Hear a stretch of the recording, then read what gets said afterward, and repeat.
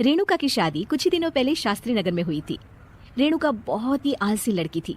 वो दिन भर बेड पर सोती रहती या फिर मैगजीन पढ़ती रहती और घर के काम भी धीरे धीरे ही करती। एक दिन उसकी सास उसके पास आती है। बहू, आज बेसन का चिला बना दे, बड़ा मन कर रहा है। हाँ मम्मी जी, बनाती हूँ थोड़ी देर में। थोड़ी देर में? अरे थोड़ी देर में तो रात के खाने का वक्त हो जाएगा बहू। अच्छा मम्मी जी, तो फिर आप रात का खाना ही खा लीजिएगा ना। हे भगवान, कैसी आलसी बहू मिली है मुझे, हर काम को बस टालती ही रहती है। रेणुका दिन भर बस आलस पना ही करती रहती। एक बार रात के खाने पर सब बैठे हैं तो रेणुका का पति कहता है, अरे ये क्या, आज फिर से करेला? रेणुका, हफ्ते में तीसरी बार ऐसा हुआ है कि करेला बन रहा है। कुछ भी बना लिया करो। अरे इतनी सारी सब्जी मिलती है मार्केट में। हाँ, पर अब कौन मार्केट जाए और सब्जी लेकर आए, इसलिए जो था घर पर वही बना दिया।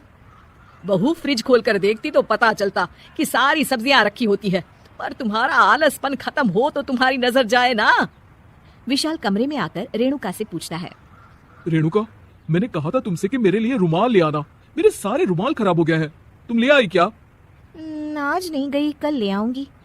ओफो, पिछले 4 दिनों से मैं यही सुन रहा हूँ। बिना रुमाल के ऑफिस जाना पड़ रहा है। तुम तो बहुत ही आलसी होती जा रही हो रेणुका। आपको रुमाल की जरूरत है ना, तो खुद ही खरीद लीजिए ना। हाँ, अब वही करूंगा।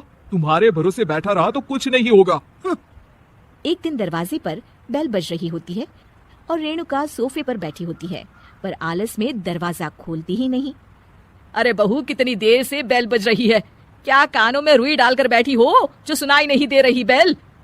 मम्मी जी, अब आप आ ही गई है तो आप ही खोल दीजिए ना दरवाजा। क्यों मुझे ताना मारकर और देर कर रही हैं? अरे वाह, उल्टा चोर कोतवाल को डांटे। सास दरवाजा खोलती है तो उसकी पड़ोसन दरवाजे पर खड़ी होती है। दरवाजा खोलने में इतनी देर क्यों हो गई? सब सो गए थे क्या? और ये भी कोई वक्त है क्या सोने का? हाँ? अरे नहीं नहीं, ऐसी कोई बात नहीं है। आइए आइए, आप लोग अंदर आइए। ओफो, इन सबको भी अभी आना था।